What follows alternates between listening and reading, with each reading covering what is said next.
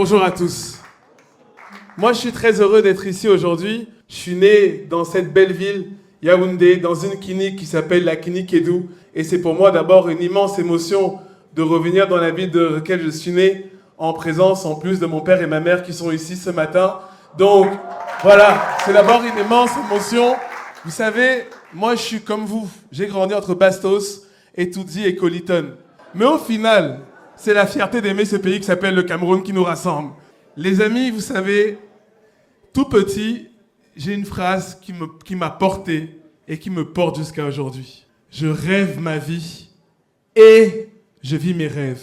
Je répète, c'est pas je rêve ma vie ou je vis mes rêves. C'est je rêve ma vie et je vis mes rêves. Parce que les amis, la veille,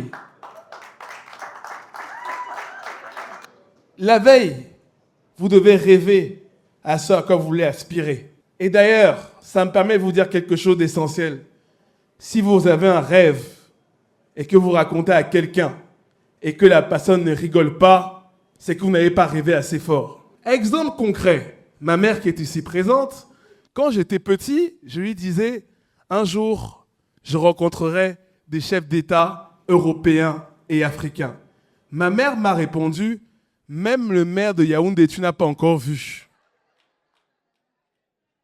Et un jour, quand j'ai été reçu par mon premier chef d'État, 2011, j'ai dit à ma mère, j'ai été reçu par le chef d'État. Elle m'a dit, tu l'as croisé où? Donc les amis, quand vous avez un rêve, les gens qui écoutent votre rêve doivent rigoler. Et le lendemain, parce qu'on ne peut pas rester dans le costume du rêveur. Nous sommes ici pour être dans le costume de l'acteur. Vous devez être celui qui rêve sa vie et celui qui va vivre ses rêves avec passion, détermination, ambition. Et ce n'est pas un gros mot, ambition. Avec excellence. C'est ça aussi que vous montrez à résilience. Et puis, quand j'étais petit, mon père m'a dit une phrase. D'abord, la vie est un combat. Si tu rates une marche, tu tombes, tu meurs. Tu rates une route, tu tombes, tu meurs. Et il poursuivit. Non, je suis encore en vie, vous avez vu, hein? C'est ça le plus important. Mais il poursuivait mon père en disant, on ne peut pas, dans ma famille, avoir un enfant qui redouble. Parce qu'on n'a pas les moyens de payer 2 fois la même année. Et quand mon père m'a dit ça, je ne l'ai pas vu comme une menace. Je l'ai vu comme une leçon. Une leçon qui nous apprend que, malgré les circonstances, malgré les conditions, malgré le système, on doit tenir debout. On doit toujours avancer. On doit toujours y croire. Et ma mère poursuivait en disant, si un jour, la porte elle est fermée et que tu n'as pas la clé pour pouvoir rentrer, tu dois essayer de rentrer quand même. Et si tu ne rentres pas par la porte, tu dois rentrer par la fenêtre. C'est ça la résilience, les amis. C'est toujours y croire. Toujours tout donner avec passion et détermination.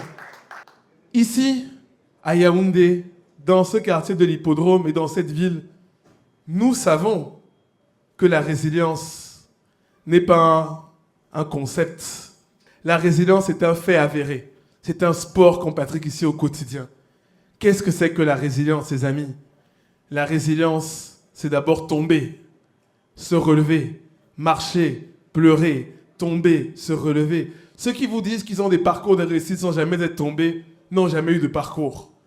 Parce que le parcours commence quand tu as déjà tombé. Quand tu as commencé à réfléchir à pourquoi tu es tombé. Et quand tu réfléchis à comment demain tu ne tomberas plus. Mais c'est ça la résilience. Et ensuite, quand on n'est pas fils d'eux, quand on n'a pas de piston, quand on n'a pas de réseau, il faut comprendre qu'il y a une autre possibilité. Bâtir des ponts. Bâtir des ponts dans des mondes où personne ne se parle. Dans les mondes où les gens se regardent. Dans les mondes où les gens ne s'écoutent plus. Dans les mondes où les gens n'arrêtent pas de parler de choses qui nous séparent. Dans les mondes où les gens n'arrêtent pas de parler de choses qui nous séparent, qui nous opposent.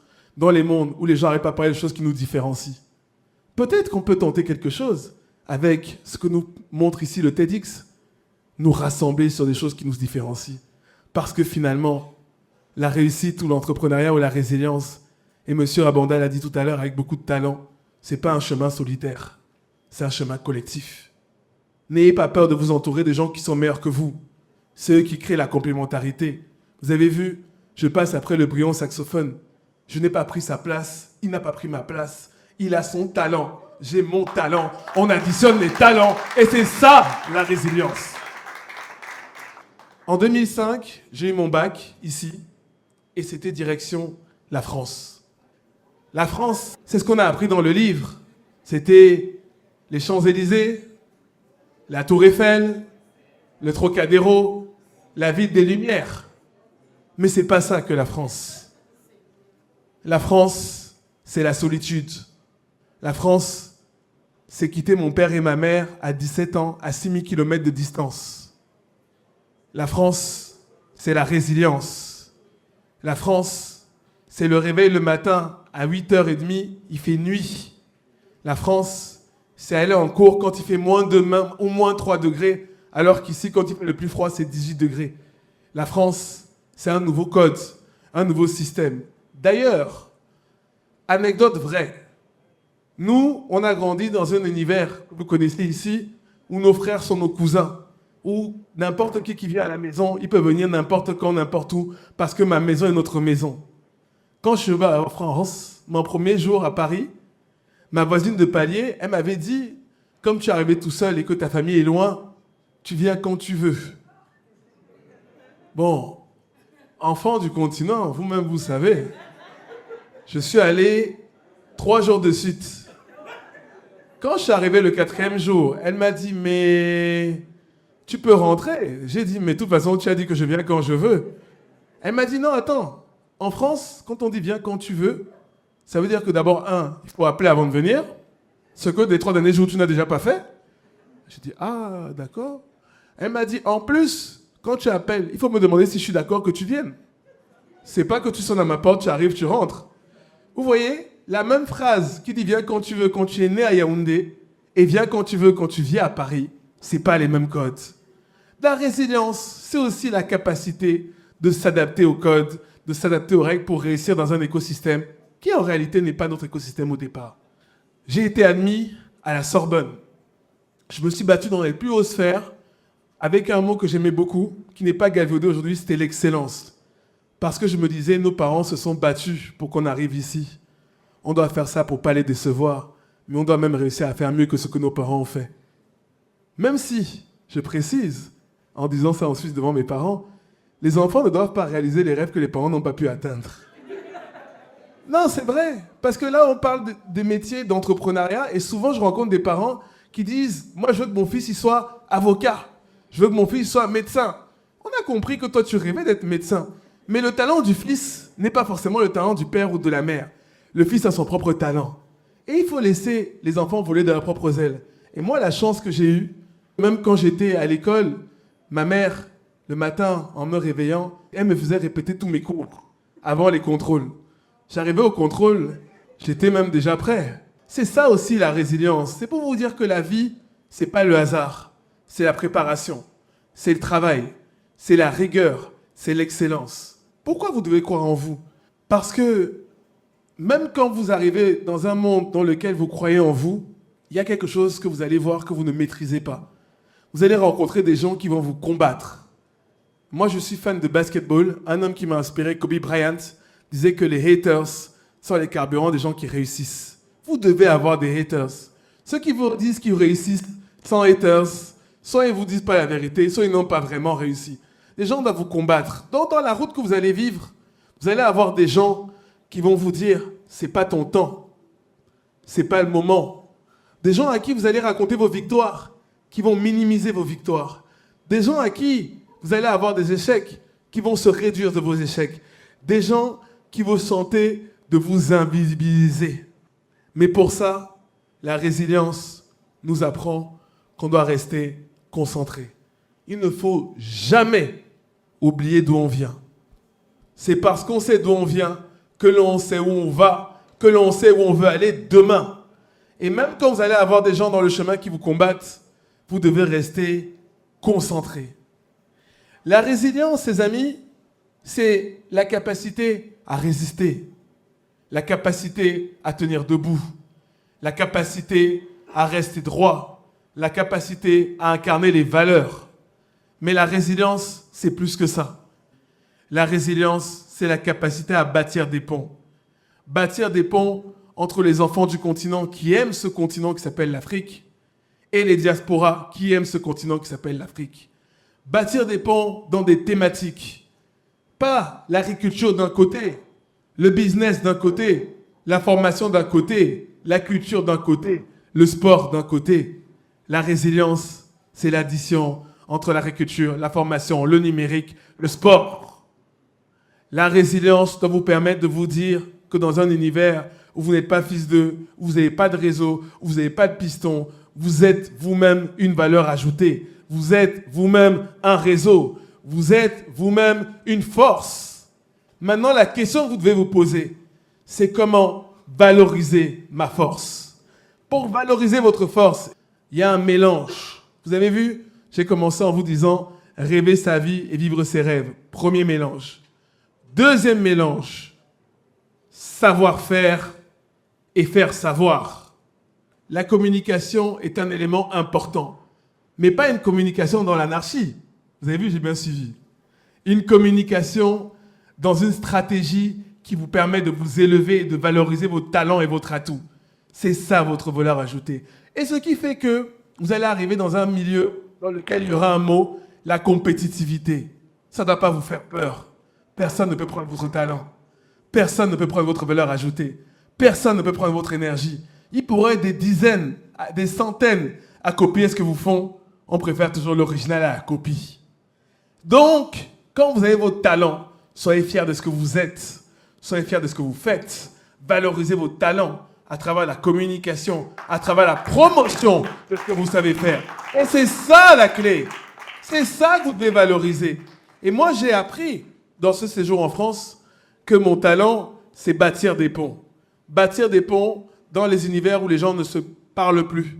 Et j'ai compris aussi dans mon talent, moi qui n'ai bénéficié d'aucun pont, parce que tout ce que j'ai réussi à obtenir dans ma vie, je l'ai obtenu à travers des combats où je suis tombé, j'ai pleuré. Et moi, je ne vais pas vous dire que je n'ai pas pleuré. Moi, j'ai pleuré et j'en suis fier. Parce que c'est ces pleurs-là qui m'ont dit, si je pleure lundi, je ne dois pas pleurer mardi, je dois me relever mercredi, parce que je veux gagner jeudi. Et j'ai appris quelque chose. Pour nous, qui n'avons pas le piston et le réseau, nous devons être des ponts pour pouvoir aider les autres. D'ailleurs, mon amie depuis la maternelle est présente dans cette salle. Elle s'appelle Vanessa Hazard. Et vous me voyez éloquent, hein?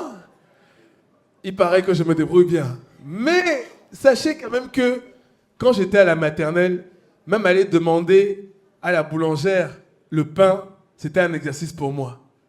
Quand j'étais plus jeune, quand je posais une question à la pharmacienne, si elle changeait un mot, je gardais mes pieds. Parce que j'étais timide. Parce que j'avais peur de m'exprimer en public. Mais la résilience nous apprend qu'il faut se battre pour surmonter ces épreuves. Il faut se battre pour surmonter les épreuves. Je suis allé au théâtre. J'ai pris des cours de théâtre pour comment m'exprimer en public.